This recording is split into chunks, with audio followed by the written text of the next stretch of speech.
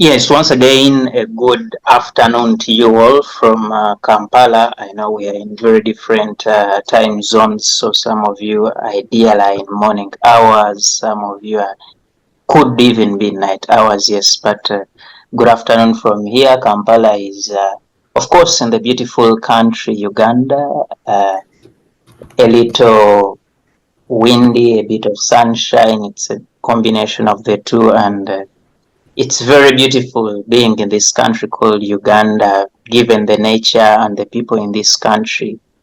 But also, we have a series of challenges when you go to the other sectors of the country, that is the politics and the economics. And indeed, in this conversation, we look to discuss a lot more about the politics, but also slightly about the economics, because the two operate interchangeably in society, and we can't miss out on talking on either of them if we are in a conversation.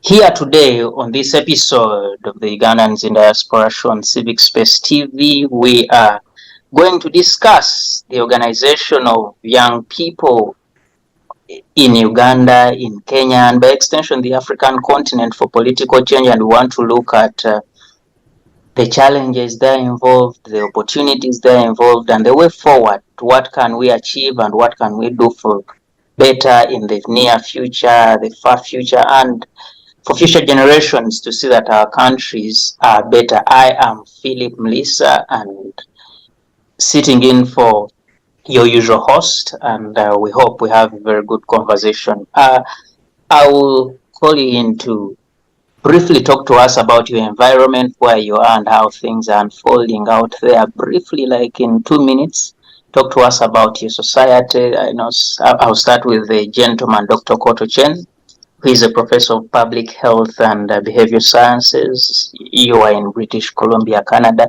Talk to us. How is Canada? How is the weather, the politics? Briefly, in a minute, as we get into our conversation. Yes, Doctor, you most welcome. Thank you very much, Phil, and regards to all my colleagues on the panel. Yeah, Canada is good, and BC is just 5 in the morning, so I'm just up and just fresh. I think currently here in Canada, I must say that we are enjoying the weather, and it's good weather. At the same time, especially in BC province and Alberta, during the summer, we always have very severe forest fires going on. So right now in Jasper, in Alberta, we have a very serious situation. Actually, the premier of that province right now has kind of declared, a provincial state of emergency to rescue people from the wild forest fires.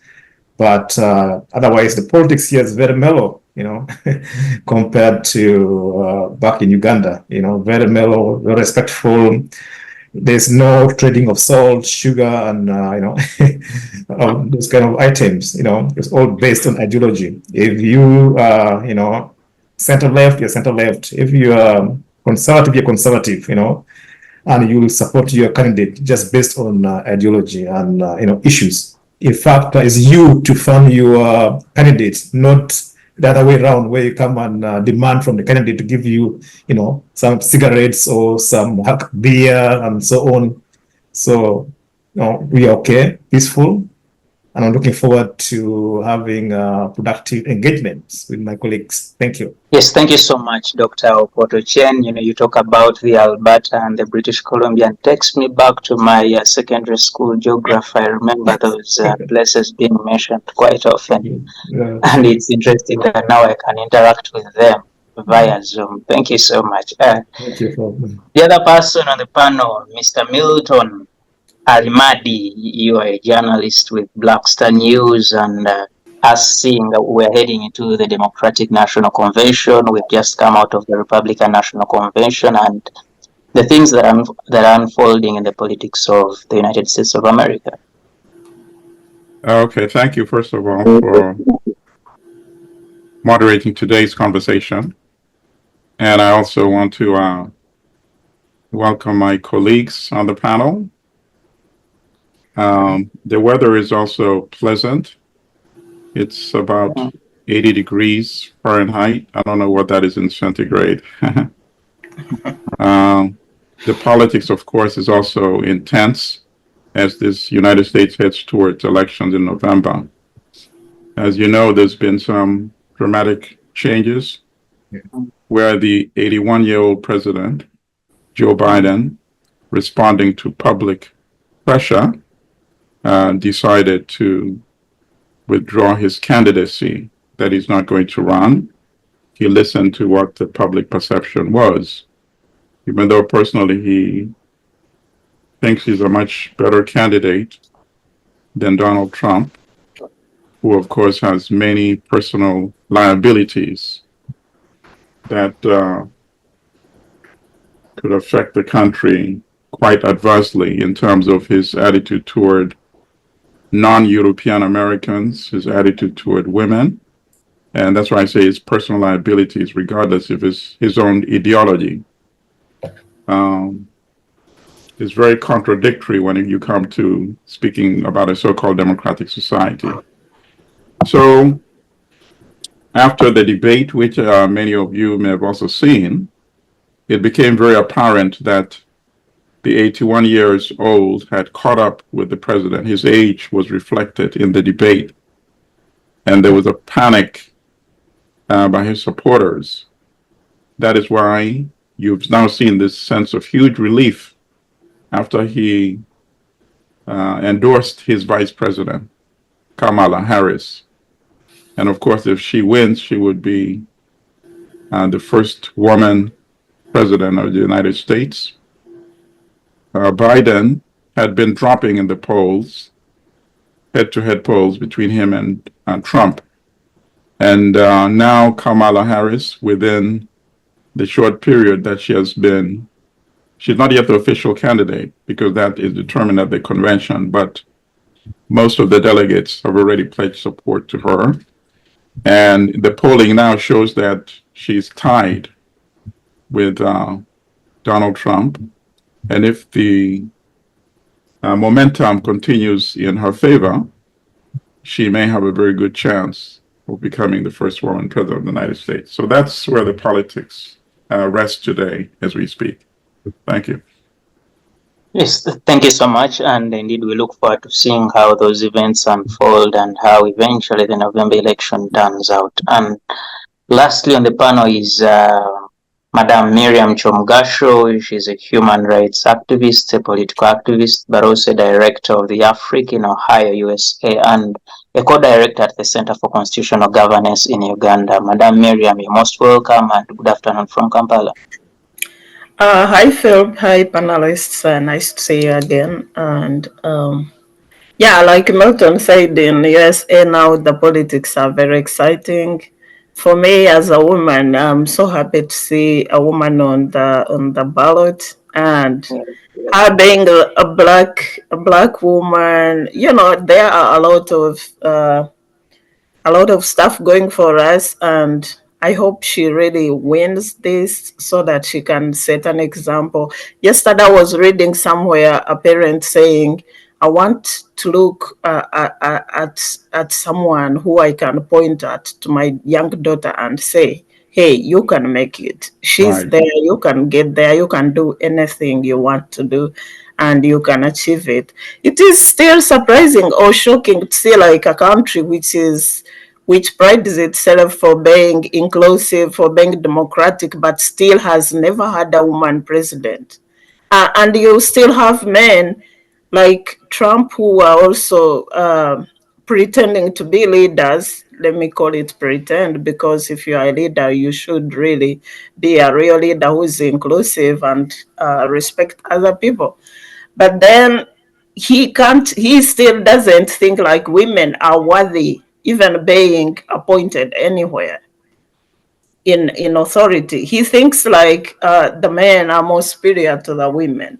And he's also contending to be a president. So if you see like a first world still has those backward views, and then you look back like at a country like Uganda, you really feel sad for mankind, because half of mankind is composed of women, but we still have a mindset which thinks women are not worth to be at some place in some authority and governments. I mean, ideally, we delegate them to do the hard work of raising people, raising mankind, but we don't trust them with power. That's the irony. And I hope Kamara shatters that ceiling, and we really sets a new future for the girl child. Yes, thank you so much. And it's indeed an inspiring, scheme of events. And when you look at society back here in Uganda and by extension the African continent, generally the rights and the upbringing of the girl child is still at the low end, where they are told they can't go beyond certain boundaries in life, in politics, in economics, and so on. But we look forward to having that example, and indeed, if she goes through, then certainly she will be a very, very huge inspiration globally to the girl child. Colleagues, I want to bring you back here to Kampala and indeed the African continent. In the last 2 months, we've had a series of events, political, where mostly young people in Uganda, in Kenya, in Ghana, in Nigeria, in Malawi have been mobilizing themselves to have a message sent to their leaders on the continent, in the countries. If I stick to Uganda, for example, the young people have organized themselves, prepared a message, sending it to their leaders to say that, oh, we think you're not doing things the right way. We think corruption has become a tagline on your names. We think the failure to deliver social services effectively and efficiently to the citizens of this country, who we are the majority as young people, of course, based on the census that we had recently, putting people below the age of 30 at above 75% in this country. That's a very huge number. And the young people are saying, you are not giving us priority, but also even in areas where you've chosen to lead and take on, you are just corrupt. And we think we cannot keep up with this. When we cross to Kenya, the young people in Kenya mobilized themselves and prepared a message to President William Samoei Ruto saying, number one, your government is corrupt.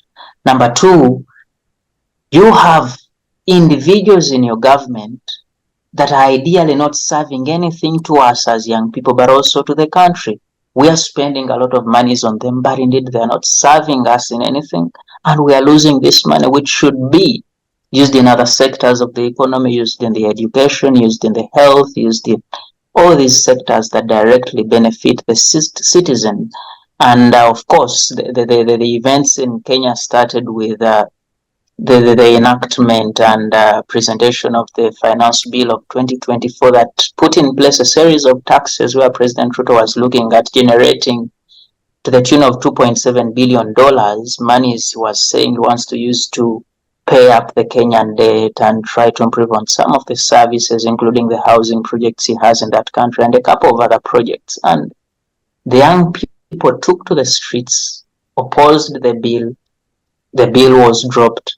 They continued to oppose other policies and offices. And as we speak today, the Kenyan authorities will tell you about close to 500 young people, majority are in prison cells. Some of them have been produced in courts of law, and indeed, surprisingly, there are many young people whose where they are and what they are doing and how the legal system is operating around them is not known. And this is something Kenya had tried to work around better. When we come to Uganda, in the last 2 weeks, young people have been saying the same things. And indeed, you have, as we speak, more than 100 Ugandans, majority of whom are young people, who came to the streets to speak against corruption. They are in prison. Most of them have been denied bail. Others actually are not known. But also we have others whom we know, but you cannot tell where they are as we speak. And the authorities keep saying they were participating in an illegality, in trying to fight corruption, and so on. I want to pick your views, general view of what you make of these developments in Uganda, in Kenya, and by extension, the African continent, in terms of young people trying to organize to see that they fight what they call injustices in the governance of their nations. I'll start with you, Mr. Milton Almadi. What do you make of the events where young people are mobilizing themselves, crafting a message against corruption, a message against misrule, bad governance, a lack of respect to human rights, and inefficiency in service delivery to the leaders? Is this something the young people are right about? Well, actually, it's not only the young people that are suffering in Africa, as you know, because those conditions that you just described affect even the non-young people. Their parents are equally affected. The young people, some of them have, of course, more of the energy to come out to protest. Some may have less obligations that keep them tied down. And many of them, of course, are worried about their future. They have a longer life to live, meaning that as conditions worsen, they're going to suffer for a longer time than the people that are much older than them, who do not have such a long life ahead of them relative to young people. So the crisis is not just a crisis of the young people. The crisis is a crisis for the entire country, for the entire continent. So I would like to break it down in two approaches, the macro approach and the micro approach. When we see all these African countries, we see that they have similar challenges, correct? High levels of unemployment, ranging from 60 to 80% in some countries, because the economies are not able to create jobs. So once you have that situation, the social problems are going to manifest themselves in different ways. There could be more crime, there could be more corruption. Why should anybody be surprised that there's corruption when jobs are not being created? How would people survive without corruption? So corruption becomes a natural part of the system because the state is not functioning in terms of producing jobs. So you may invest your time going to school all these years, you come out with a degree from university, nobody is hiring you. So are you telling me you're not going to be susceptible to corruption? You are somebody who's got a job for many years, but your salary is not keeping up with inflation. You're not able to feed your family with the same salary. Are you telling me you're not going to be susceptible to corruption? Senior officials of the government are openly corrupt. You see them driving cars they could not afford with their salary, building mansions with money they don't have. So you see that corruption is being practiced at the highest level of government. So you, at the lower income or the so-called lower social class, you're the one who actually sometimes ends up paying the price because the elite are protected. The police is not going to go after them. And whenever you have campaign by the governments against corruption, it's for public relations purposes, right? So once in a while, let's take Uganda, for example. You hear the dictator, General Museveni, talking about, going after corruption. He's been talking about that lately for very much time, right? It's for public relations purposes. And he's targeting a few individuals, right? So for example, the whole situation with Anita Amon, who became the scapegoat, really. How did it start? The British so-called sanctioned her, and then the United States sanctioned her. Does anybody think it was a coincidence that the dictator wanted to remove her also as speaker? Did these things just happen by accident? The dictator doesn't want her anymore. Now she's being sanctioned by the British. I think it was a coordinated thing. personally, and I've spoken about this in the past. The dictator went to Britain and they said, well, you know, if you want to really sanction somebody in my country, I would nominate this candidate, Anita Mong, and the other ministers too. But that's just my observation. So that's sort of on the micro level. But on the macro level, and this is now emerging in Kenya, happily, if you read, I think it was either the Financial Times, yes, I think it was the Financial Times last week. Kenyans are now denouncing the IMF. Why the IMF? Because the IMF placed conditions for giving Kenya loans. And those conditions include cutting down on public sector employment, raising taxes, cutting down on social services such as healthcare, subsidy on transport, subsidy on food. And those are the conditions that the IMF and World Bank imposed not only on Kenya, but on every African country that borrows from the IMF and World Bank.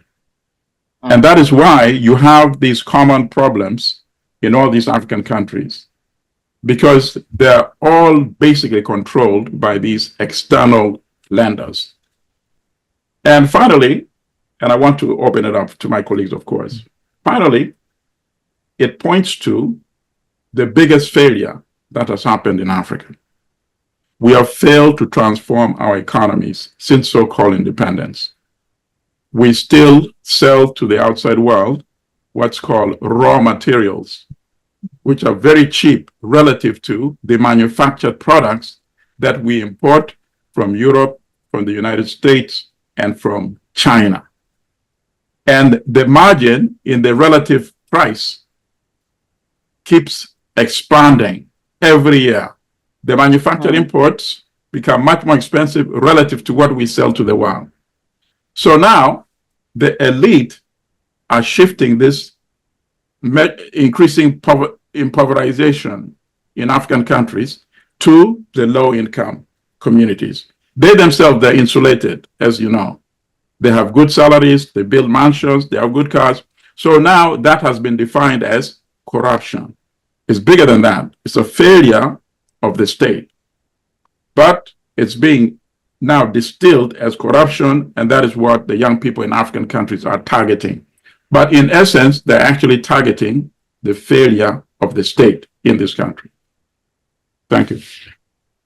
Yes, thank you so much for that. And indeed, you call it the failure of the state. And when you try to bring together the points of operation of these different governments, not only in Uganda, but also in Western Africa, Southern Africa, you critically see the failures in terms of service delivery and the respect to governance, principles of democracy, and so on. But we'll look at that a little later. I want to bring in Dr. Okoto Chen. Dr. Okot, when you look at these particular events unfolding on the continent, but specifically in Uganda, Kenya, and recently we have a lot of agitation in Ghana and Nigeria, what do you pick in these messages the young people are putting out to their leaders at such a time when, of course, we know in Uganda the leader has been there for now 39 years, and so to speak, he still continues with his reign.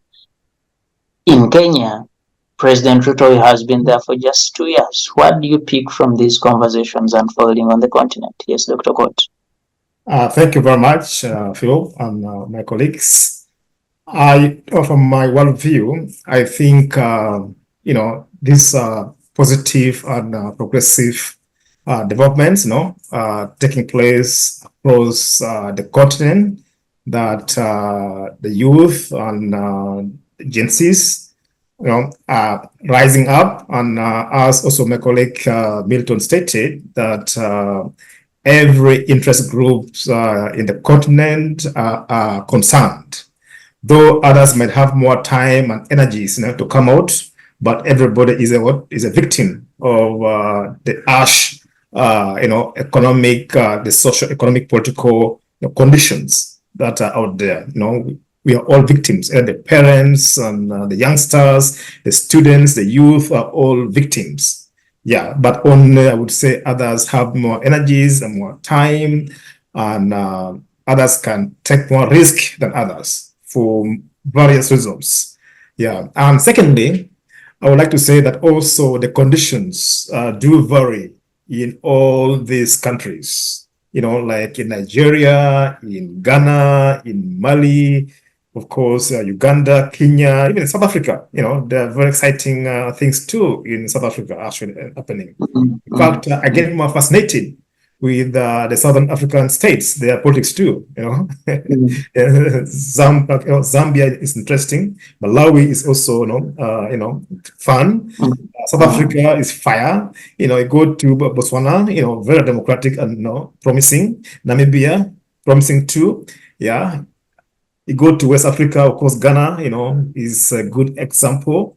And then also a place like Ivory Coast, after that ugly kind of, 15 years ago incident, that picked up too. So there are lots of progressive, discourses, political taking place in Africa. But I must say that what's happening across the continent is very, encouraging and progressive. I think Kenya set the ball rolling, has opened the eyes of the youth and revolutionaries and many, kind of activists around the continent. Though they have different, political climate conditions. For instance, Uganda, if you compare Uganda and Kenya, the youngsters in Uganda and Kenya have all grown and flourished under different conditions. Okay, almost for the last 40 years, Ugandan youth have only known one leader. Okay, from 86 to present, I would say my generation maybe, were the last to see the past leaders when this current regime came in power. As a little boy, pretty much 6, 7 years old boy, and not my man, old guy. Okay, so you can see, yeah, as a young man, so you can see. If me or an old man can feel that, no, I've been too long. How about the youngsters who were born yesterday? They've seen no change, only one regime. Even the best dancer leaves the stage for others to perform, so that they can compare and contrast who is who.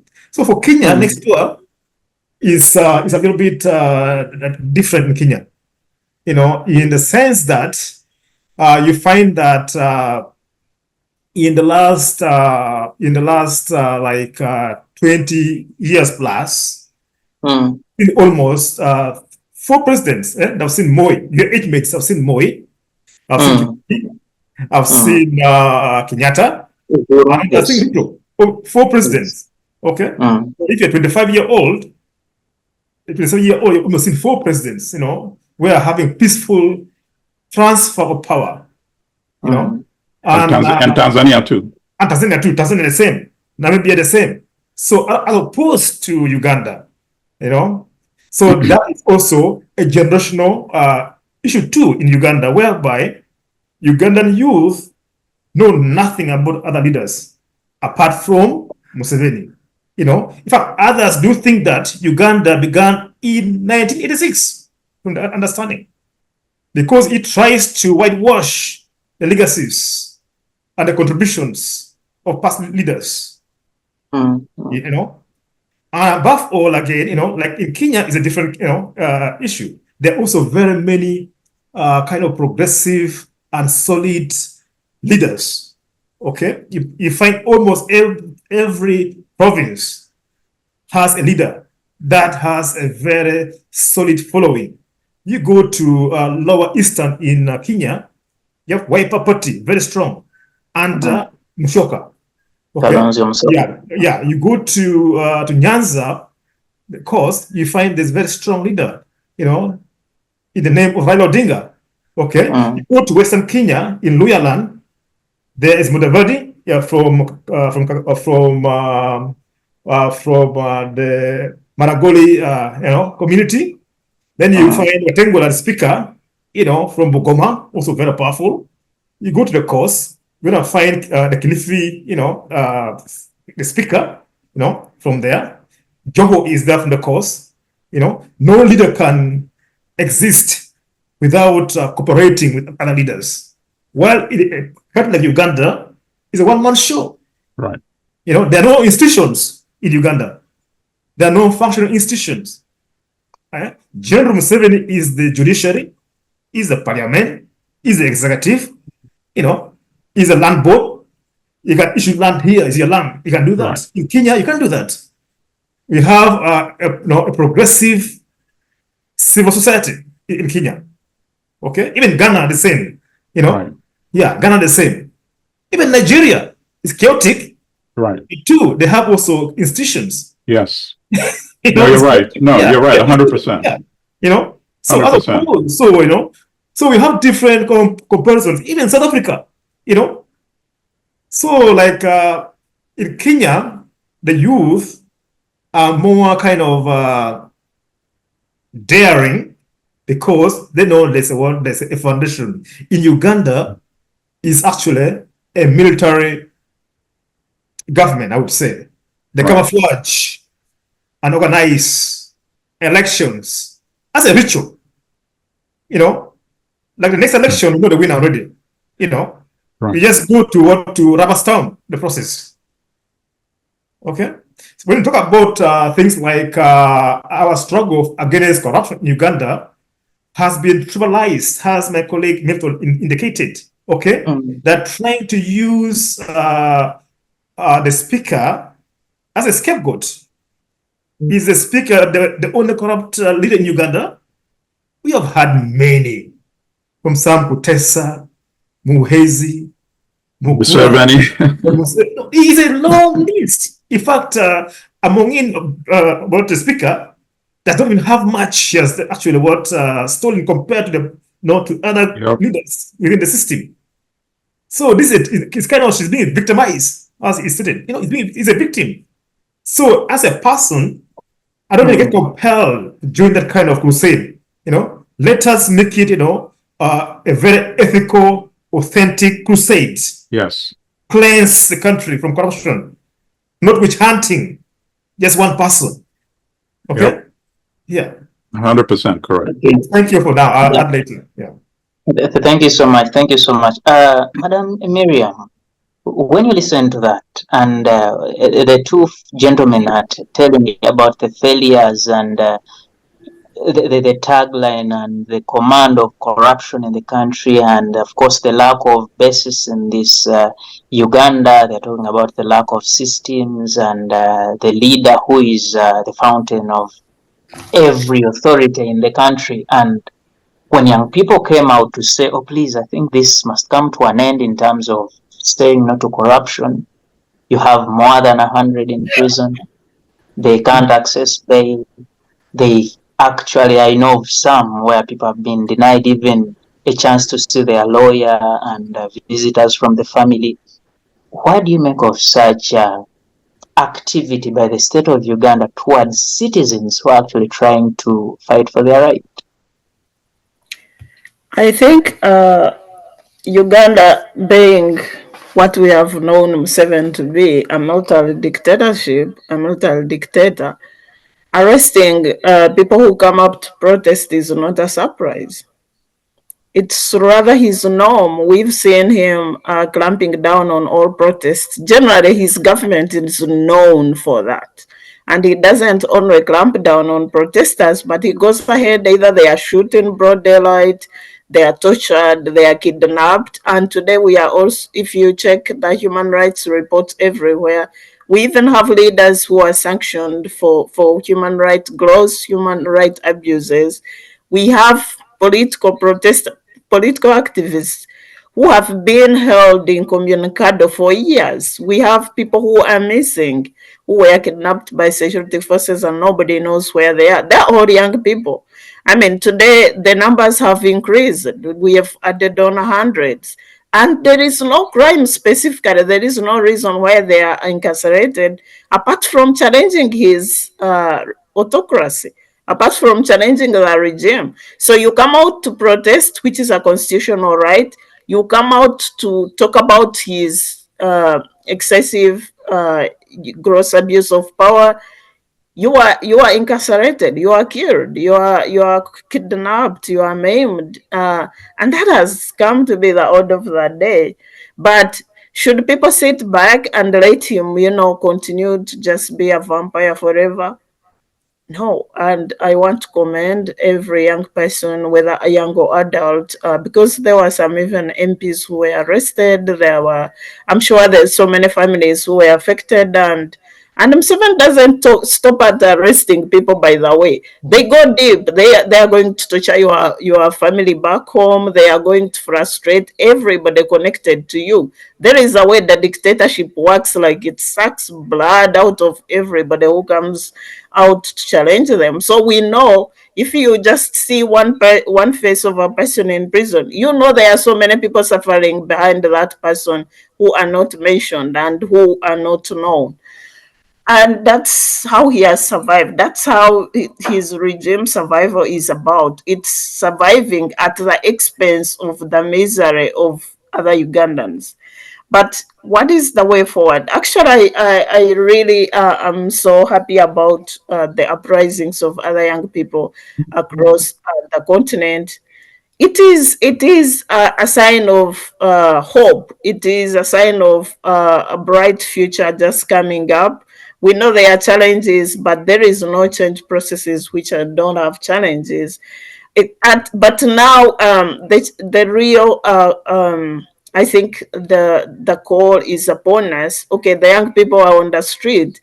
What about us, the adults? What are we doing? What are we doing to facilitate their processes? What are we doing to support their efforts? You can go and maybe bail them. You can say something so that they are released, but that's not enough. We have seen this organization, these protests, like my fellow panelists have mentioned earlier, across the globe. Some of them achieve real change. In Sudan, in Egypt, they kicked out the dictators. But then, after kicking out the dictators, there is like a residual dictatorship that really springs up and then sometimes even swallows the small achievements that these people have pushed so far. So, how do you really organize in such a way that these efforts by people who have already sacrificed enough to step out and criticize the excess of military dictatorship, people are already in prison, how do we supplement those efforts, those sacrifices, to make sure that they bring out tangible benefit or really considerable change that can transform our society? So that is the onus on us, the academics, the civil society, the judiciary, every other Ugandan who has a stake in the country should look deep into themselves and see what can we do to support a process that is aimed at building our country for better. Thank you. Thank you. I want to come back to you, Mr. Almadi. You see, Yes. all of you have clearly talked about the military system in the country and how the state is therefore able to torture and frustrate and deny specific rights to particular people in there, provided you're trying to challenge some of the activity. When you look at the courage and confidence of these young people in coming out to the streets to challenge the system, even when they know I can be arrested and denied bail, and I can even end up being shot at if this goes a little more. How do these young people, and indeed the entire, like you mentioned earlier, not only young people but the entire populace of the African continent, but specifically Uganda, how do they organize and mobilize in such a challenging environment and see the fruit of what they're trying to fight for?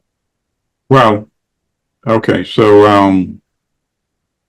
I think they're doing a good job in using social media, and that, of course, also separates them with the senior generation. They're much more adept and savvy at using social media, and they also projecting the strategy used in Kenya. You don't have a few identifiable leaders who can easily be detained. and then the protest would just die. So you have evolving leadership, right?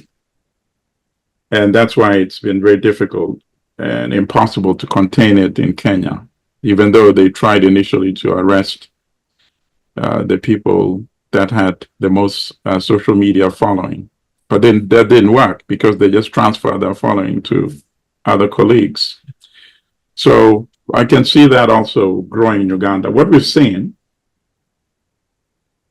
is remarkable because the young people who came out, who have come out so far in Kampala, they're very brave. So we have to commend them for that because they know that the regime is not shy when it comes to committing massacres, from Kasese massacre, from the many massacres when there was the war in the Acholi region, the massacre in 2020, just before the 2021 election, when even the government had to concede that 58 people were killed.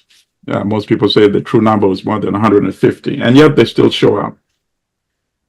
And because of the way media is now covering these protests, even the dictator knows that if he were to commit another massacre today of 150 people, his regime would not last long because he cannot survive without the external community that supports him. More than 50% of the state budget is funded from outside. So these donors are now paying attention, partly because we should not focus only on the current protests. There's been ongoing protests in Uganda, even before the elections, remember.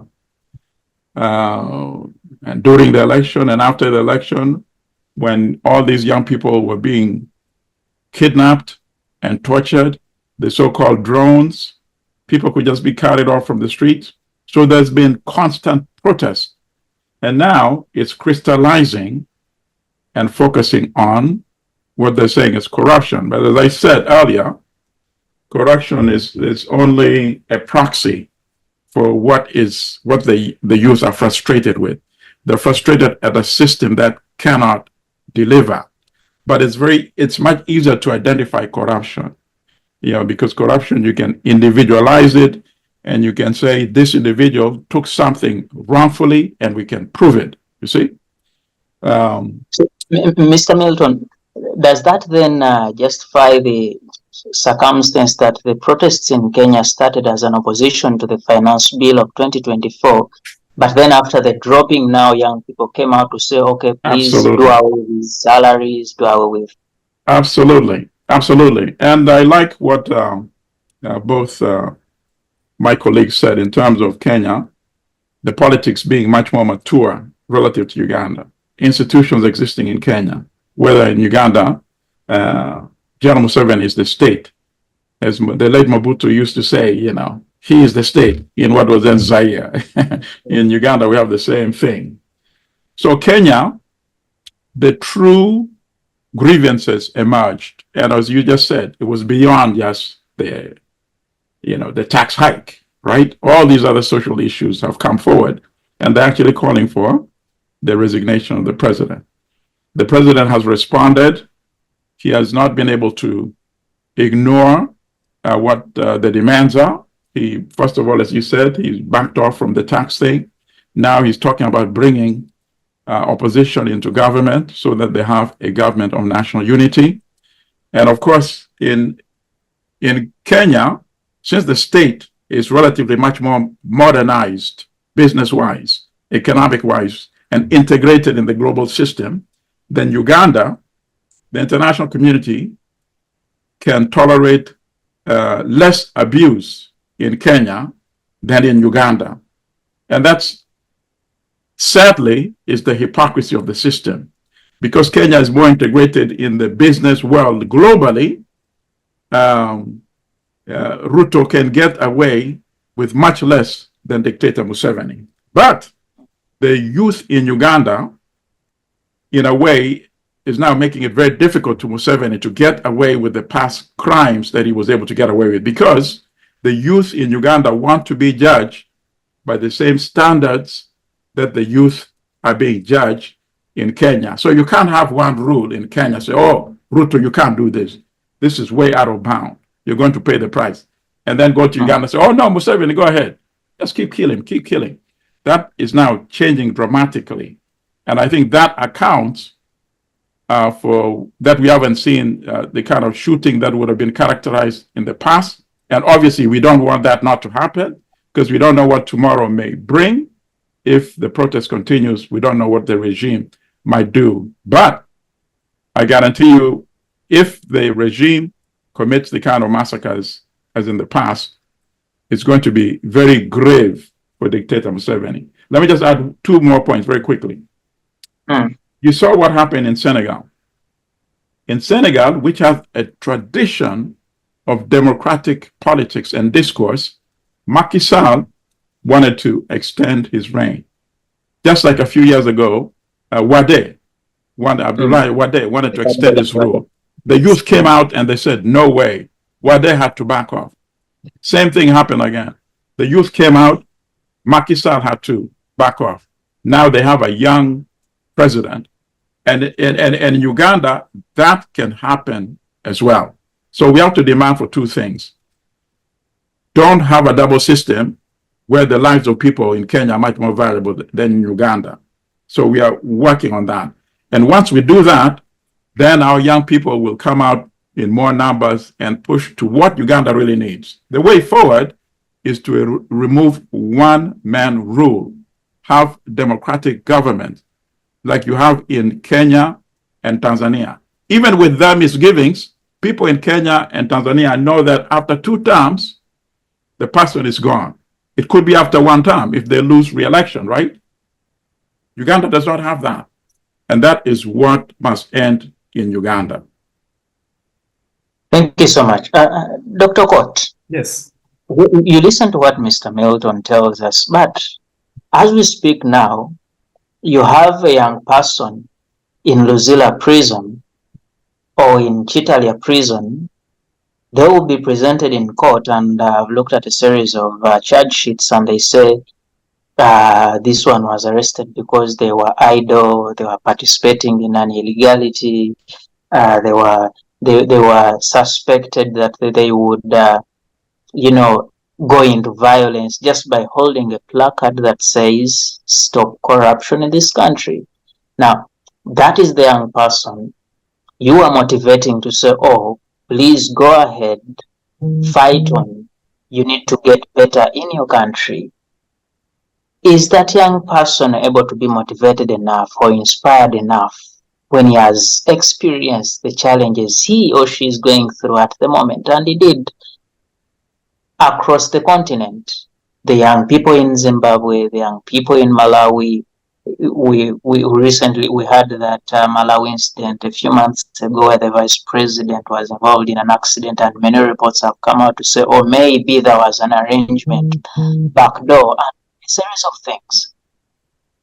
Do we see an avenue of inspiring people on the continent, given the challenges, to move regardless, and what is their insurance to their life and property and family? Thank you. I always say that there is no gain without pain. Everything comes, from sacrifice. And what's happening now is not different from what transpired in the past. The only difference now may be we are in a very advanced world whereby you can detect and learn about what's happening in your neighboring country or somewhere else around the continent, unlike in the past. 30 years ago, 40 years ago, could just rely on radio, Uganda or Kenyan radio station to learn about what's happening in Nigeria, in Cameroon. But right now, I can tune in and then watch news live in Cameroon, or even in on your phone. Yes, live. So unlike in the past, for your information out there, the young generation, the youth, and the students have always been in the engine of any change or any revolution in any country historically. Let's start from Uganda. During the time of our independence, those who attained our independence were youth. Dr. Milton Obote was a youth. Dr. Obote was a youth. In his Mutesa was a 30s. youth. Mutesa was a youth. The late former Prime Minister, Temale Madi, father to my friend here, was a youth. You know, they were the founding members of UNNC, Uganda National Congress. Okay, they were youngsters. They were youth. So the youth have been there. You know, this is not a new thing, but the only difference now is that the current world, you know, you can know what's happening in Kenya, in Tanzania, in Malawi, so the youth can do it. You know, the youth in the past were even jailed. They were even jailed. The Mugabes were jailed. Mandelas were jailed. Yep. Yeah, and many others. Nyerere, Nkrumah, all of them. Yeah. All of them. They were exiled. So they can do it. You know, so the youngsters can be just encouraged. If they know what they want to achieve, they can do it. It's all about determination. The only thing is that the systems in Africa are very corrupt. They try to go and kind of compromise some of the key leaders, okay? So that they undermine the struggles. But in Kenya, they'll fail because there are no clear leaders to be compromise from the youth. That's why it's ongoing. In Uganda, you can see we have many young leaders, but once they're elected, they become They become gold diggers. They begin driving big cars, dressing, marrying, weddings. You know, they get absorbed in soft life.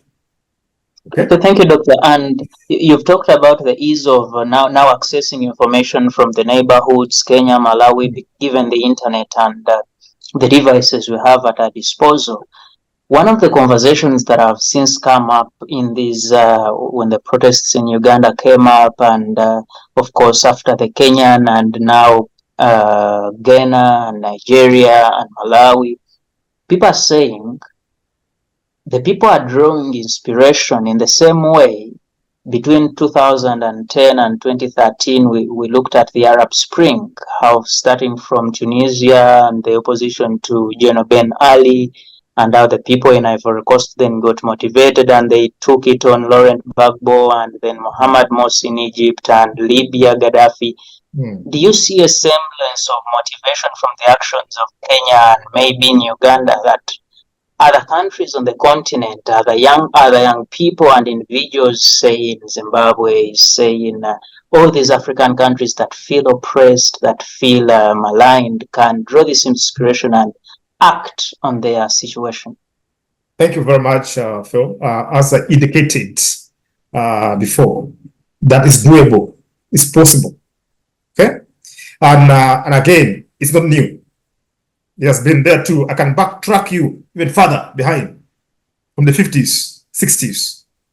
Okay, the likes of Nkrumah, you know, the Nkrumahs, the Nyereres, the Kawundas, the Obotes, they inspired many around the continent.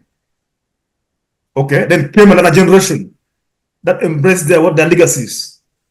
The Musevenis saw from the Nyereres somehow, you know, the Obotes were actually the Kawundas, the Nkrumahs were the first kind of crop, and there were even others before them.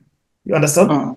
So what's happening around of recent, like in the Arab Spring and in Egypt, in Libya, now in Kenya, yes, it can act as a good motivator.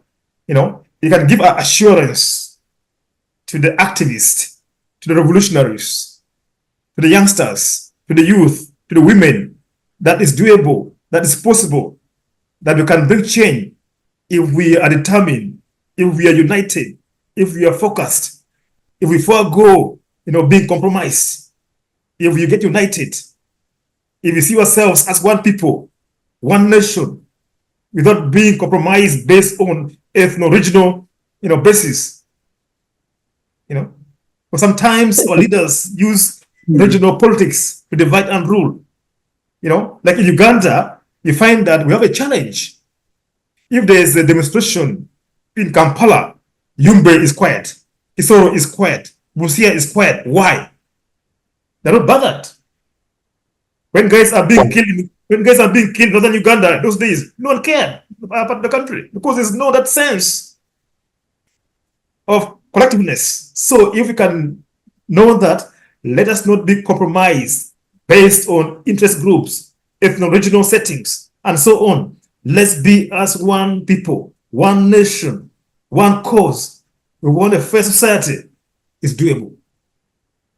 Thank you so much. I want to bring in Mrs. Chomugasho quickly. One of when the protests and demonstrations in Kenya unfolded, the president of Kenya came out to say that actually he has evidence and confirmation that these were foreign funded and organized protests to sort of destabilize Kenya, and he did come out to put on the spot organizations like the Ford Foundation. And now the president of Uganda has also categorically stated that these were organized by foreigners and they have agents in the country and they're looking at destabilizing Uganda. And of course, many of the foreigners they talk about are either based in Europe or in the America. To begin with, why is Europe and America interested in destabilizing Uganda, destabilizing Kenya, and any country on the African continent? But also, do you look at these as really credible accusations the leaders are putting out? Yes, Miriam. Okay. I think that the blaming the foreigners and all that is scapegoatism. It's just looking for an excuse to clamp down on people's protests and voices. Museveni has used that for years. I think even Naluto picked from Museveni. Museveni has been so instrumental in clamping down on all what would have been civil society, international organization links in Uganda. He closed DGF because it was funding civil society. He chased human rights bodies that were in Kampala because they were criticizing him. I mean, talking about foreigners, if we claim we are going to be a global village, why should we disengage from the foreigners? And how should we relate with the foreigners as Ugandans? Today, if you talk about foreigners, Milton here would tell you that he's been involved in so many protests in about Uganda abuse of human rights, where you are in a protest, say in New York on UN, but you are joined by so many Pan-Africans who share the cause with you, who come in solidarity to support you.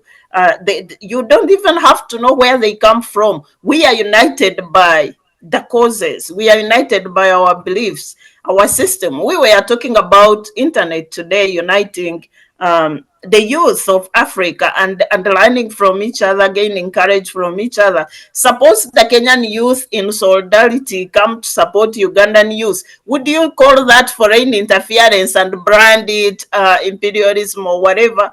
That is solidarity of East Africans. So when we are talking about foreign intervention, we need to classify what type of foreign intervention are they talking about? The real, the fictitious, because regimes use fictitious excuses to clamp down on protests back home. So we should also not shy out from being branded, foreign supported, whatever. Why we should actually mobilize foreigners to support us. I was going to right now, as part of the lessons, we should call upon other African communities to organize either the scholars, the civil society, and act as a bulwark to protect the people from the dictatorships. We need to form agencies which would say, if you abuse, if you torture a youth in Kenya as a Ugandan, whether I am in USA, whether I'm in Uganda in Kabera Maido, whether I am in Australia, I should come out and condemn that. Whether you are a Ugandan in Europe, you should condemn that. Where you are a Ugandan in Khartoum, in Addis, whether you are another Ugandan MP or I mean an African MP in Nigeria, you should be concerned about what is happening to Ugandan youth or Ugandan MPs in Uganda. That's the Africa we want to see. We want to unite the forces that are for us. So when we are talking about foreign intervention, we really need to be so clear about what foreign intervention that works for us, and we don't need to shy about from mobilizing those forces, because some struggles really need foreign support. The foreigners are instrumental in supporting the military dictatorship. We all know Museveni's regime and other African dictators have been propped in power by imperial forces. Right. If there was no foreign support, Museveni wouldn't still be in power. He has US supporting him. He has all these dictators, whether it's in UK. Actually, these imperialists are the ones who prop corruption and dictatorship. Because if they say no to corruption and say, we are no longer supporting your regime, the regime will fall the next day. We have seen them trying putting sanctions here and there, but those are lukewarm efforts. So when actually Museveni is pointing at foreign intervention to support the protest, the big four fingers, the log in his eye, should be pointing at his regime. How has the foreign interest propped his dictatorship to torture Ugandans and deprive them all this long? And we should condemn that. We should go for the forces that are for us, and we condemn the forces that are against us as Ugandans. But that thing of foreign intervention, we need to decriminalize it. We need really to embrace it and use it in our favor. We don't have to shy about it whatsoever, because we need that support.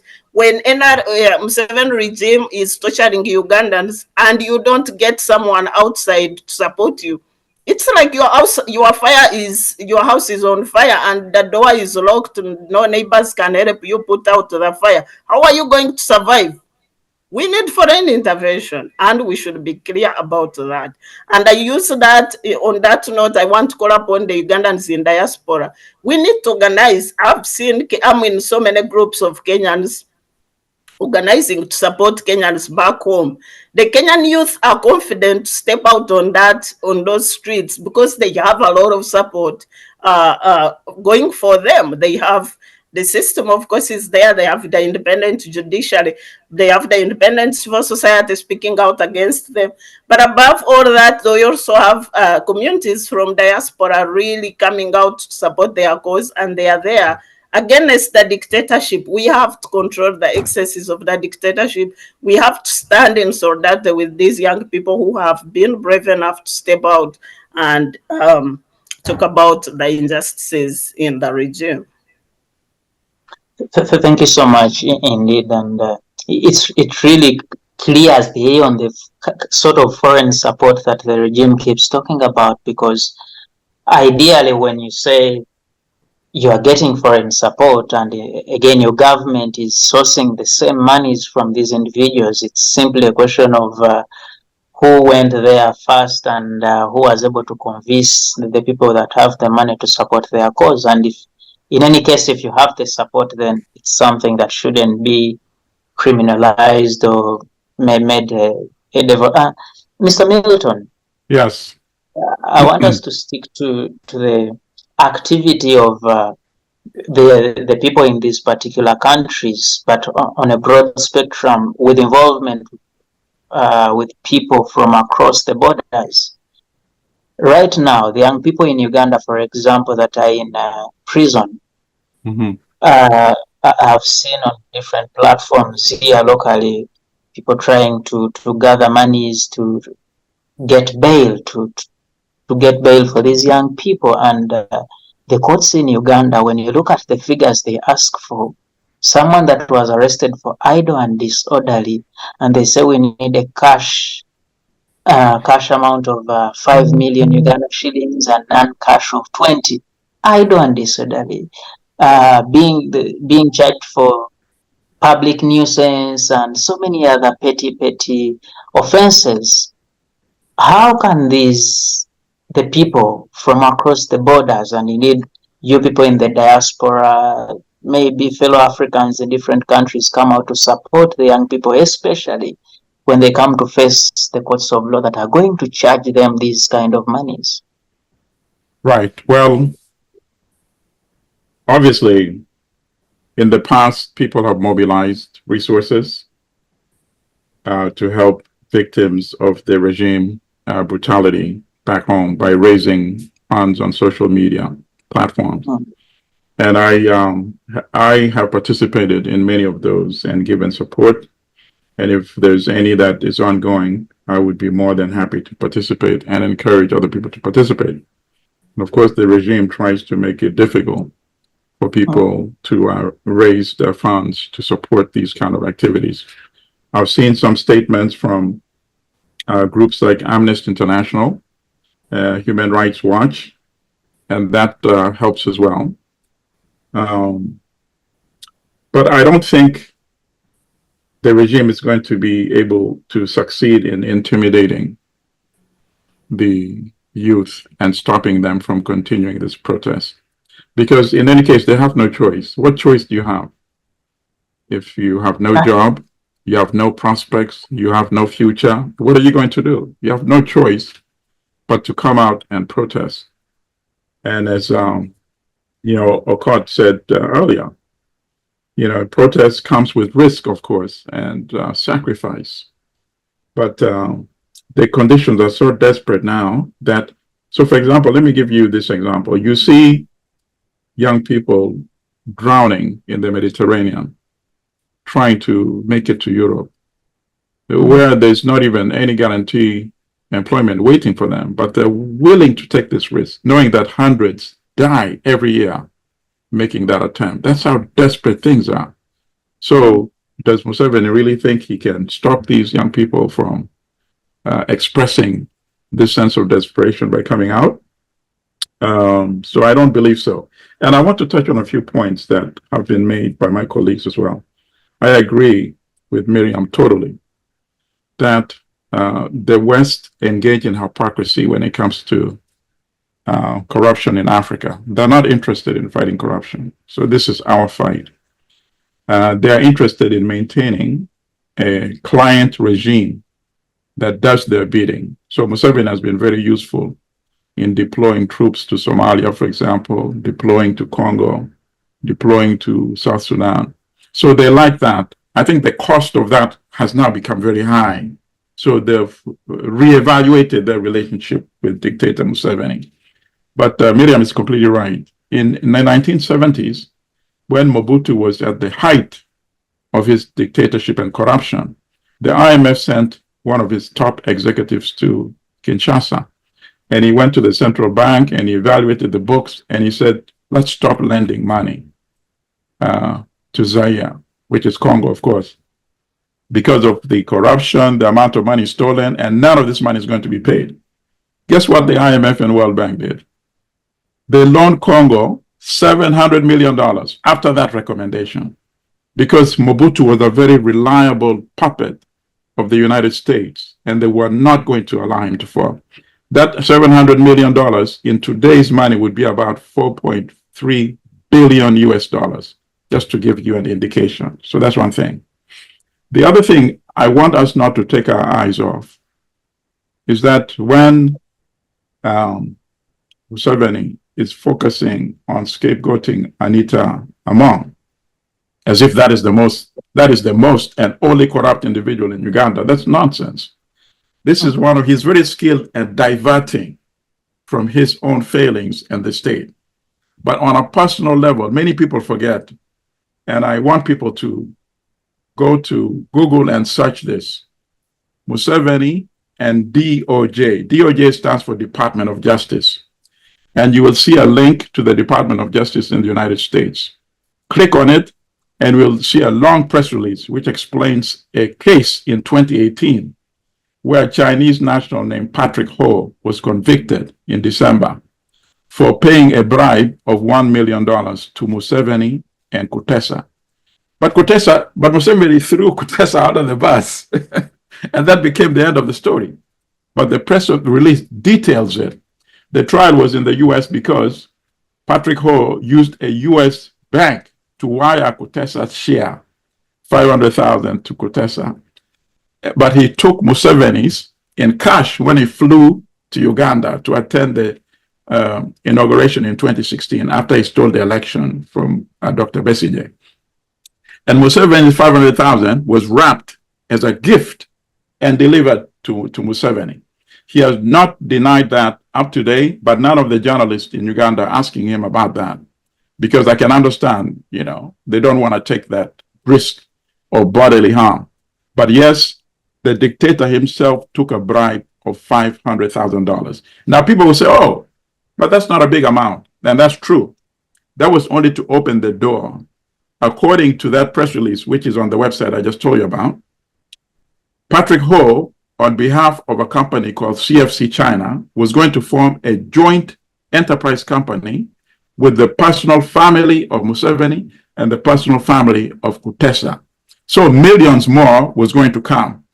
And in return, Patrick Ho was going to get an oil concession in one of the oil fields on behalf of the Chinese company, and also concessions in buying some Ugandan banks. I think they allowed him to buy one bank before the US arrested him and the trial went on. So I wanted to mention that Museveni himself is already proven as being corrupt. Then my final point I want to make before I come back to my colleagues. Now we are hearing cases of some of these young people arrested being raped, women and men, sodomy rape. Yes. And I want people to go to YouTube and search for the documentary, A Brilliant Genocide, a documentary made by an Australian filmmaker which documents the way Museveni had deployed HIV positive soldiers to rape men and women in the northern part of Uganda during the war at that time.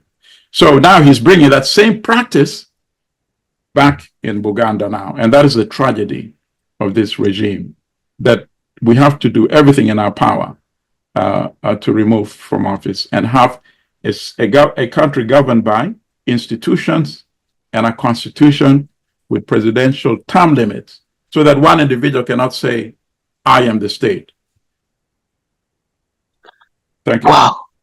Very, very, very powerful and scaring revelations out there. But yes. Dr. Kot, if I bring you on, first of all, listening to all those is quite painful, especially for a Ugandan who is typical on the grounds of Uganda.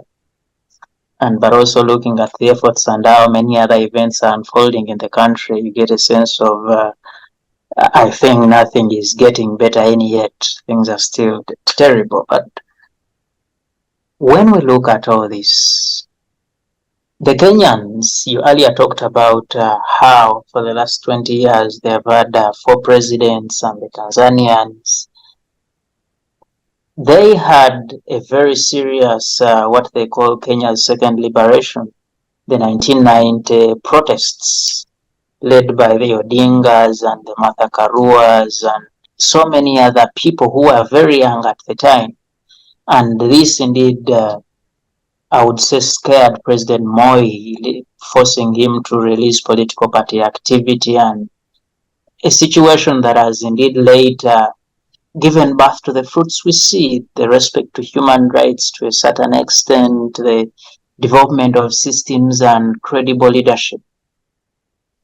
When you look at the Ugandan context, what, and indeed are we able to create a situation of a similar nature that will force the system, the regime you've been describing from the earlier minutes of the show, to now start either in itself or go away and give room to an administration that will respect the human rights, that will allow for the development and growth of institutions, and indeed let us see the citizens get a lion's share in the affairs of their country. Thank you very much for that question. And indeed, Kenya is a classical example. As you know, you mentioned about the young thugs of the 90s. The Sabasaba movement. You had the Matibas, who were Shikuku. You had the likes of Orengos, the Matakarwas, the Odingas. Odinga Junior, Odinga Senior were all involved at that time. Yeah, so and they were determined. Moi was very vicious, and he was known as the professor of politics. He would use divide and rule, and he would be very heavy-handed. He was very heavy-handed, and he actually played a lot with the regional diversities, in the country, whereby we would set like in the Rift Valley, the Kikuyus and the Kalejins clashes every time over land, and then he could set up other communities, in the Rift Valley, so until he could win elections. If you know very well, the Young Turks movement too of the Kanu Young Turks, led by Jirongo and William Ruto. They actually even kind of minted their own currencies, in 1991, 94, elections. That caused a lot of inflation. So Moi was a master of, dubious politics.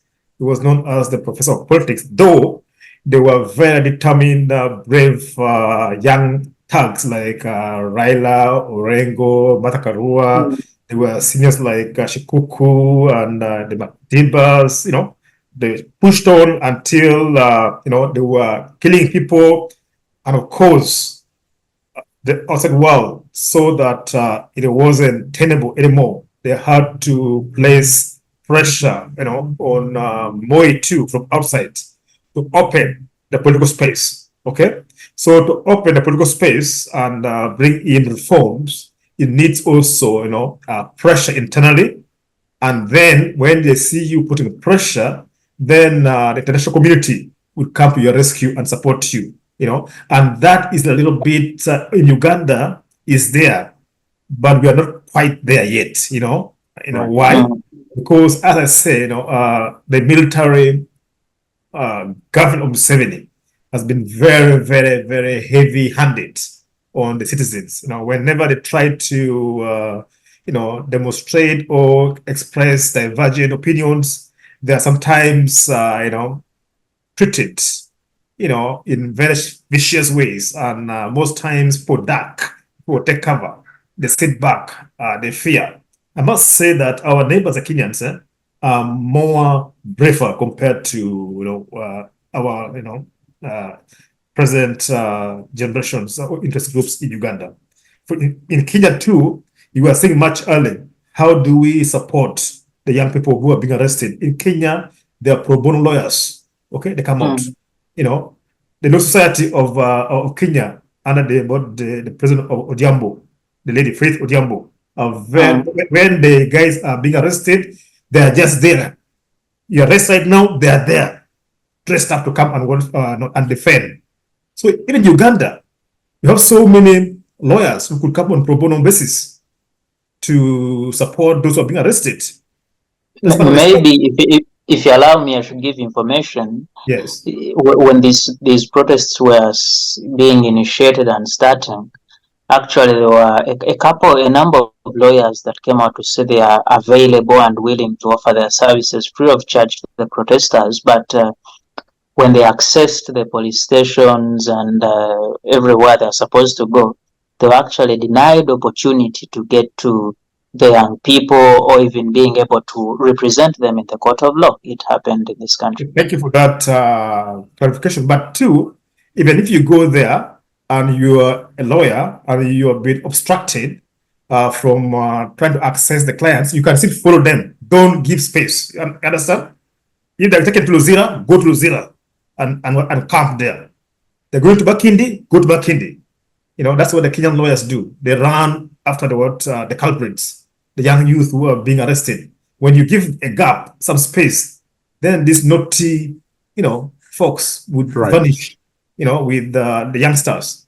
Don't give them any breathing space. Let the lawyers be on their back to back. In that way, they will share away and take pictures, video. Right. They fear that. Then you share out to the world. That's what the Kenyans do. The policemen are being videoed, filmed, and when it's out there, they are being hunted by the locals. The MPs, You vote against the population. When Right. you go back to your home You're not welcome. constituency, you are listed accordingly. You're not welcome. Yes. So even Yeah. Ugandans can do the same. If Right. MPs misconduct themselves and do their own things, when they go back to the constituencies, they should also be kind of welcome in a negative way. Held In that accountable. way, I agree. yes. They must be held accountable. Yes. In And that can I way, interject very quickly please. to just join what my brother was saying? We have to also make a direct appeal to the members of the armed forces and the police. They are part of the population of Uganda. I cannot believe that all of them are rotten. There must be many of them who don't like these illegal and unconstitutional orders that they're being made. And once you start coming together, just a few of you, and saying, no, enough is enough, we are supporting the civilian population. That's what you're supposed to do. Protect the civilian population. Then that is the beginning of change in Uganda. The armed forces and the police are not owned by dictator Museveni and his son, General Muhoozi. They're paid by the taxpayer money of Uganda citizens. So we should remind them they're part of the population. Museveni and Muhoozi will not be there forever, but Uganda will be there forever, and Ugandans will be there forever. So please remember that. Back to you, comrade. Sorry, No, thank you. Those are very powerful, actually, compliments. Like was good to share. That is true. The Uganda police, the prisons, the army, these humans who are being paid and facilitated by taxpayers, so that in order to represent the interests, the wishes of the populace, not of one leader. So I agree with you. Thank you so much. Thank you. Yes. Thank you. Ms. Chomgasho, you see, the young people of Kenya started their demonstrations very, very peacefully and disciplined and orderly. They were not listened to, and it ended up turning violent. You see, later in the weeks when they ended up, heading into parliament and being able to feast on the meals of parliamentarians and carrying out a few stuff from the parliamentary building and a series of incidents that happened thereafter. In Uganda, the young people are peaceful. They are simply saying, stop corruption. Please stop paying yourselves dubious monies at the expense of us, the citizens. Please stop having your relatives and friends and in-laws in all offices, yet we're unemployed. They are peaceful. The government is not saying anything. All they are saying is you are criminals. They are being arrested. They are being intimidated. People are being picked from their houses. Why is it so difficult for our administrations, for our governments, to listen to the people in a peaceful manner and wait for things to turn violence to then try to look for avenues of having a conversation? First of all, you need to find out who makes them turn violent. Yeah, Museveni is known whenever there is a peaceful protest. He also hires goons to infiltrate the protest and cause chaos so that he can use it as an excuse to clamp down on the protests. We should know that the DNA of Museveni's regime, he has never tolerated any effort of the people to organize politically, whether it's a political party, whether it's students, whether it's civil society, whether it's peaceful protests by traders. Nobody, he doesn't want any protest because he knows what he does is wrong, and he doesn't want people to wake up to that. He doesn't want people to mobilize all Ugandans to his shortcomings. He doesn't want people to stand up against him. If you are doing something good, why don't you want people to talk about it? Why can't you accept peaceful criticism or constructive criticism and make changes? He says the government, the number one article of the constitution says power belongs to the people. But according to Museveni, power belongs to him, and with the support of the security forces, which he takes as his personal forces. And those Right. forces are there to protect Ugandans and their rights. They are not there to serve Museveni's interests. But he hijacked them. So, as Milton said, we need to call upon those security forces. They are Ugandans. Those are part of Ugandans. If you see, there was some contrast somewhere on TikTok where a police officer who is living in a squalid apartment, I don't know what their units are called, he's there with mattresses all over. You know, like if you are living in what Ugandans call muzigo, and this is the official residence of a police officer, is there with saucepans, plate, the mattress is there, you know, really squalid living conditions. And he's there, he is the same guy who was on the street beating protesters. Right. But he has even nowhere even to sleep. You are protecting billionaires or people who are stealing the money that is supposed to enable you have a good living condition. You are protecting thieves, and you are protecting the people who are fighting for your interests. And some of these officers, either they don't know or they also fear repercussions, and they think that if they are tolerant to people's voices, because these people, these officers are our brothers, our friends, our husbands, like we know them, we know what they are going through, we go through with it together. There are people who fall sick and don't have medicine in hospitals. There are people who don't have school fees for their children. It's the same life we live that they live. So whatever we are going through, the unemployment, all that stuff, they are also facing it. If one public officer is stealing money that is supposed to build a hospital, all of us in that region, in that village, we are going to suffer when something happens. And we suffer the same potholes in Kampala. Yesterday, I was joking with someone who said, "Oh, Kenyan roads, people are protesting, but the roads are good. Have you seen kids are walking in good roads while Gen Zs in Uganda are walking in potholes and mud puddles?" That is the contrast. We are a lot of failure when it comes to public service. Museveni is running a totally failed regime, and he doesn't want people to wake up to that. Right. But if you remember, I'll give a flashback to the history of Karekiura. You know, Karekiura and the police were notorious in stopping a political protest. But then he would hire hooligans called Chiboko Squad, Chifesi, you know, they were called so several names. And he would put them among the police. They dressed them in uniform. And those people were going on the street, beating up people and killing them.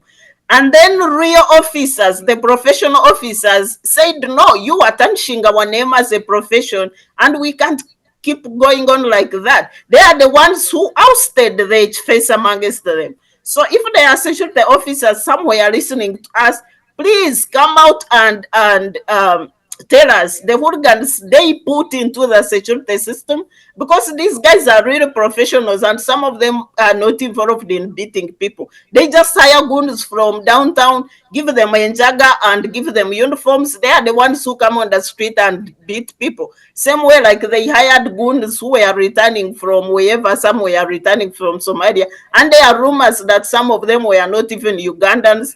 They gave them uniform. They are the people who caused a massacre on Kampala Street in 2020 and 2019 during the elections demonstrations which were there. So we need really to know how Museveni works. It's been a long time. We already know how he works, and people have to find a way to really decode that.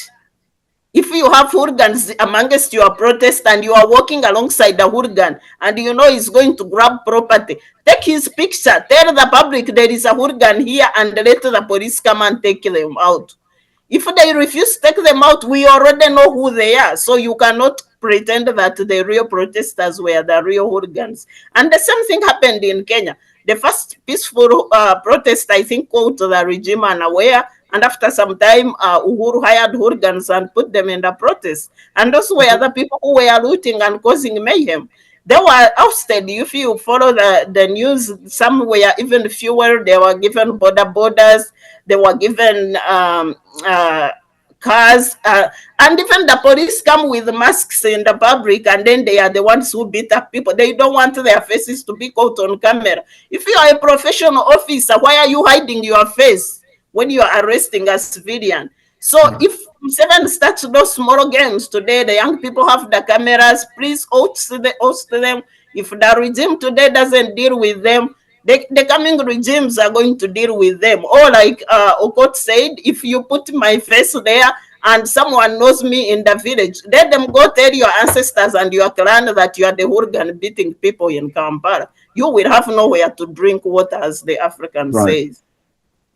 says. Thank you so much. And indeed, like you say, the masking by security officers, it has become a tradition in the country. Everyone, whenever they come out on the streets, they are covered and hooded, and Right. you cannot recognize who this person is. And it becomes very dangerous on the side of the person being confronted, because you cannot even recognize who is dealing with you in the way they are dealing with you. But also, you talked about the condition of the security officers, and when you look around the residence places of police officers and the colleagues in UPDF, in the words of someone, they were saying they are too much depressed that when they come to the streets, they actually put their anger on the citizens, not knowing Right. it is actually their master that is responsible for their circumstance. But I want to come back to you, Milton. Yes. You see, recently we had an election in Rwanda, and the president won the election by 99.1%. And we are heading into elections in the country here in Uganda. The president of Uganda has consecutively won the election since 1997, but also the other years where he was not bound to an election. And in many other African countries, when you go to Zimbabwe, elections are there, and they're not so beautifully elections. What do you foresee in the events that are leading into an election, especially so special about this President Museveni, that for 40 years down the road, he, like you mentioned earlier, he might be able to again win this election and take the country for another 5 years? What do you see happening in these coming months, but also as he heads into another term? Okay, so when you have an autocratic system like that, things catch up eventually. The age starts catching up, and the collapse in the economy, which is reflected in the social discord and social disorder, right? They catch up as well. And it's difficult to predict what moment that might be. Could it be a moment before the next election? And before I even discuss that, we also have to be careful with the terminology. When we know something is stolen, we can't say it was won. So, for example, Museveni, I don't even know if he has ever won an election, because remember, when he ran for parliament in 1980, Sam Kutesa defeated him, you see? And that was the only election he did not control, you see? And Sam Kutesa did not control it, right? So they had a competitive election, and he was defeated by Sam Kutesa, who later, of course, became his foreign minister. So there's no evidence that Museveni has ever won any election. But going into the next one, could there be a moment before? Or will another stolen election be that moment that now the young people saying, this time, enough is enough. We're coming to protest the stolen election. You may brutalize us, but we're going to keep coming out until you go. That could be the moment. It could happen before. And I like pointing to Romania. Romania under Ceausescu was also very autocratic, very brutal. And the economy and the age, his age, advanced, and the economy collapsing, social discontent, it caught up with one particular incident. So, they like calling a big rally. So people would show up because the soldiers would make sure you show up, they round people. Hundreds of people in front of the presidential palace.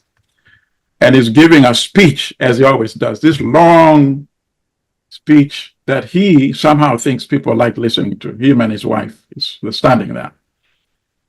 And then at some point, and they've never identified that one person who booed first.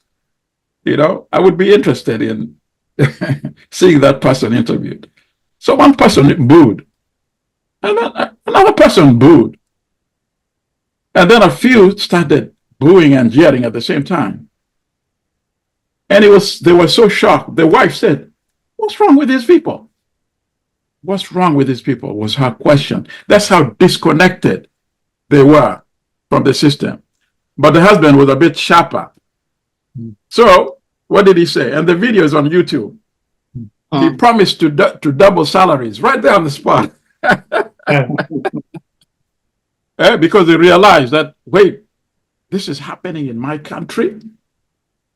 And then, there was a few claps, and then I think people went back to booing. So he promised to lower, I think, the price of essential commodities and food. I think maybe a few clap, but the booing now started outweighing the clapping. That's when his security came to him and said, "We have to leave." You can see them leaving. Dramatic. All of this on video. And they flew him away in a helicopter. So now he's supposedly being flown to a safer place. But the pilot had witnessed that the people had now turned against the dictatorship. The fear was now gone. So the pilot flew him straight to a military barracks where the military in that barracks had already declared their allegiance to the people, not to the dictator. He got to there, and of course, the rest is history. He was tried, and he was administered what they call summary justice, right? But here's the most interesting thing, that this so-called tribunal, and of course, it was a kangaroo court, but he's the one that created the kangaroo system, So they said, you know what the worst thing you did was? Not the mass arrest, not the periodic massacres, not the jailing of anybody who opposed the regime. They said your worst crime was killing hope in Romania. But now hope is restored. So I want this message to resonate to all Ugandans, young, the not so young, that we need to restore hope. And I think Museveni, the age thing is catching up now, and that's why he's talking more and more about Muhoozi, right? So he knows the age thing is catching up, and the economic retrogression is now catching up. So I think there will be a moment at some point in Uganda. I don't know what that moment will be, but everything has a limit, and that's what history has always shown, So thank you. Dr. Cott, you see, Milton talks about the age limit. When you look around the continent, in Uganda, we are dealing with a 79-year-old. When you go to Cameroon, the president, Paul Biya, is getting into his 90s. President Nguesso in Guinea, right, very old fella. Congo Brazzaville. Congo Brazzaville. Yeah. Yes. We seem to be stuck with this breed and generation of individuals in power that seem not to be delivering anything. Why are we stuck in these spaces as a continent? Yeah, thank you. Age is good and bad. I've seen also some age leaders, who perform pretty well and were very democratic. Nelson Mandela, when he took over power, it was 70, I think, 4, around there. And he was very supportive, delegating his power to Mbeki. Yep. He mentored Mbeki and took over. In fact, he didn't even complete his 5 years, even the 4 years. And absolutely. Give it to Mbeki. So sometimes, age not too bad. Even Kibaki, he came to power. He was fairly old. He has a mixed legacy. But from the economic front, he left a positive legacy. Okay. Well, from the political front, not very rosy because of the 2007 election fraud that happened. Okay. So age is a blended thing. You come to also next door, there's some young leaders who are very autocratic. Look at Kagame, next door is now like Kim Sang North Korean style of leadership, where it's just being worshipped. Right. You cannot get 99%. It's like Saddam Hussein. Even even El Bashir didn't get At least you should have made 75, maybe, Yes. to make it respectable. Yes, yes. 99 is too much. Yes. Even El Bashir, who was a non-dictator, didn't put 99. The people are in love with the president. Even Saddam, was the same thing. So 99% is a joke. And I'm sorry to interrupt you again, but you Yes. keep provoking me. In North Korea, Yes. you always see on the photos and television images Yes. when the great leader is speaking, and you see the people clapping, and you see it's so unnatural. Yeah, I know. Yeah? Like robots clapping, yeah? Like robots, something staged. It's not natural. It's stage kind of gimmick. So very unfortunate. So so age is good and bad. I would love to see Africa having a blended leadership, where there are also some kind of experienced and senior leaders, and young and middle age. Okay, you can have a handful, maybe 105, of age. Okay, who can also kind of guide, mentor the young, coming leaders in leadership who are there. You see, Doctor, if you allow me, my sort of ideal about the age is not necessarily the age of an individual there, but also their age in respect to how long they've been in power. And indeed, they are not willing to leave. For example, President Biya has declared he's standing in the next election, and he can barely move. Thank you. That is, now you're clear there. Because in Cameroon, the guy is 90 years now. Actually, it's 90. He has been there since 1980. Yeah. Okay. Do you know why he's shaken? He has done a lot of damage to the country. Yeah. He has a very rotten, kind of credentials. He has killed so many innocent Cameroonians. Right. So if he has justice, that's one. Okay. Even it come to Congo Brazzaville, the same. Though Congo Brazzaville, at one stage, in the late 90s, he lost power and came back again, second round, forcefully. He lost for some 5 years. Yeah, he came back forcefully later on. So there was a gap there. Okay. Yeah. Then Museveni has been almost 40 years straight. He has never actually worked. He has only been in leadership just around there. 79, he was in the new government, Benaisa government, Mwanga commission, then went to the Bush, and since then president.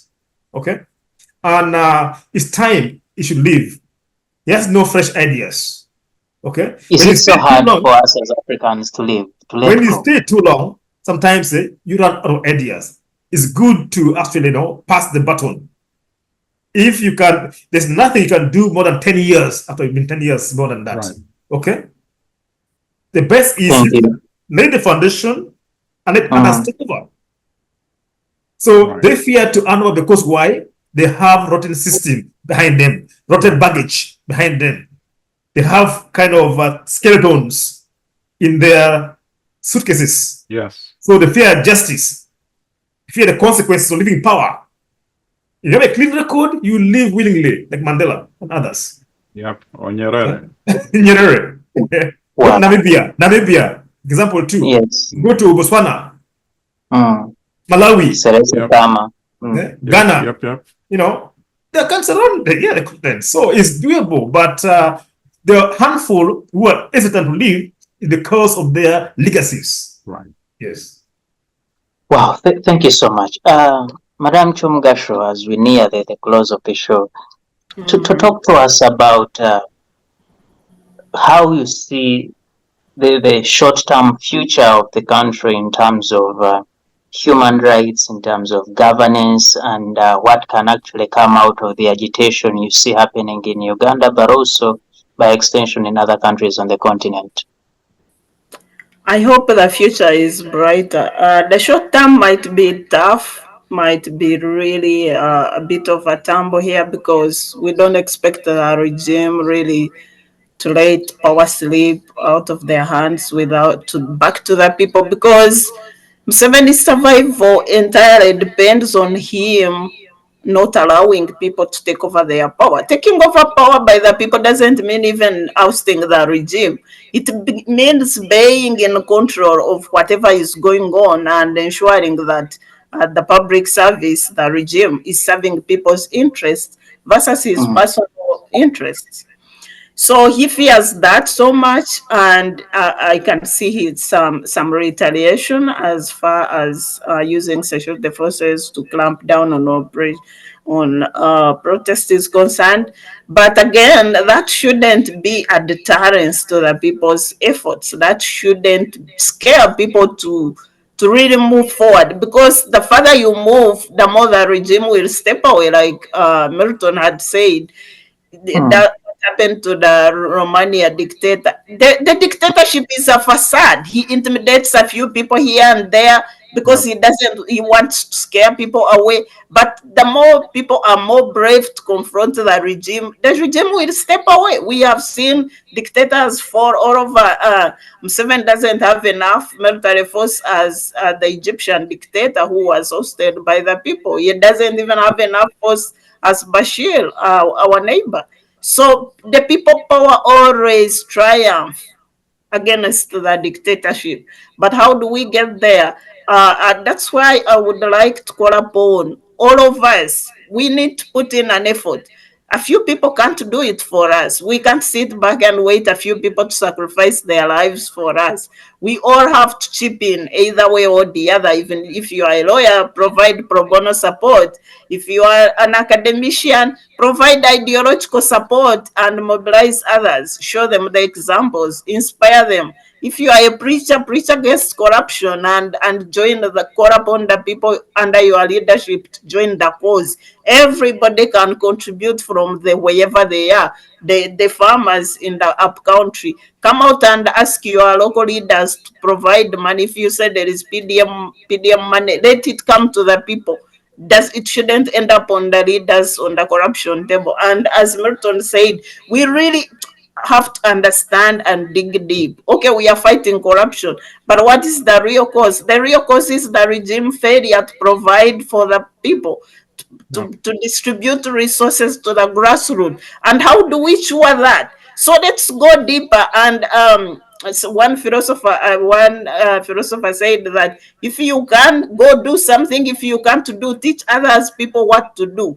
We as the elderly, maybe we don't have the power to walk on the street. Let us do something. Let us support these people either way or the other. You can provide bail money. You can also share a TikTok video where the police or identify the brutal police officer and say, I know he is so and so son, and you oust that thug from your village. You oust, make their life miserable. They are people, they are human. They have the guns, but that doesn't make them special or whatever. The guns even belong to the government. Even Museveni's house, even the dress he's wearing belongs to Ugandans. They are human. Basically, if you strip off that, they are ordinary people and they should be accountable to other people who either put them in the leadership. If they can't hold that seat, if they cannot account to the people, as the Constitution says, power belongs to the people.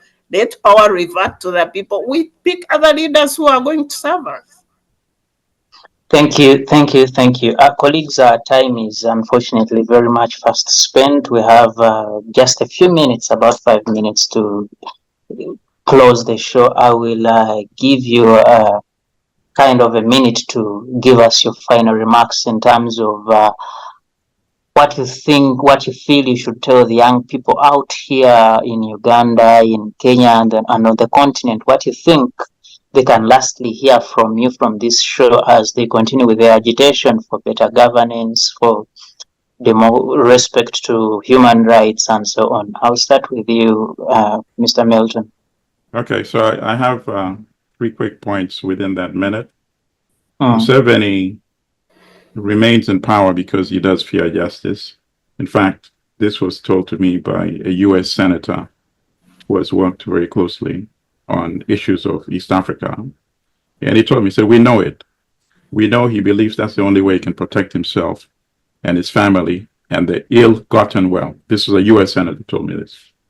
The second thing is, I went many years ago to Gulu Town School, and I remember in primary 3, there was a big bully feared by everybody. He used to take our lunch. Nobody would dare stand up, much bigger than all of us. And then one day, this skinny kid was so angry. When the bully snatched his lunch, the kid just lost his mind. He started beating up on this bully, even dropped him to the ground. Everybody was amazed. The bully started crying. So from that day onward, people were taking the bully's money. Honestly, this happened in P3 in Gulu Town School. Maybe somebody who went around my time also knows that story in P3. And then finally, in South Africa, the young people led the march. They sacrificed the Soweto massacre. We know of all of that. But at some point, all the organizations got together under what they call the United Democratic Front. I think it's what was called. We need that in Uganda. The young people in South Africa, it was the sports clubs, the women's groups, the market associations, the trade unions, the doctors, the teachers, all the organizations came together under one umbrella. United Democratic Front, they said, let's get rid of the dictatorship of apartheid, and then we can go our separate ways. Let's do that in Uganda. Let's remove this dictatorship. And then if we want, we can go our separate ways. But we will create an environment where we have the rule of law, we have institutions, and we have term limits. So that's my recommendation. Thank you so much, Mr. Milton Almadia. Dr. Kot, your final remarks. Thank you very much for this opportunity. I think I concur with all your sentiments. I think right now Uganda needs, a common front and platform that galvanizes every citizen so that we can, confront the elephant in the house to bring in change in the country. And we must see ways how to restore the term limit, the 2-term limit should be restored. And we should also kind of revive and reinstate the age limits. Yes. We should also try to make sure that, the civil societies, entities are functional and independent, law societies and so on. They should become more vibrant, Yes. to stand up and speak so they can advance the voices of the voiceless. Very important. Right now, they are kind of a little bit low. They should stand up and not put aside their fear. It's doable. It's possible. Once we are united, as one people, as Ugandans, we can do it. Let's put aside our differences. We focus on the big goal: freedom, fairness, equality for all Ugandans. Yep. Yeah, thank you. Freedom, fairness, equality for all Ugandans. Thank you, Dr. Okot. And Miss Miriam Jomgasho, briefly, your final remarks. I want to add on what the panelists said. Milton called for unity of Ugandan forces who are all calling for change, and that's positive. I want to add on that we actually need a united Pan-African front. Youth in Kenya should support youth in Uganda. Youth in Zambia should support youth in Uganda.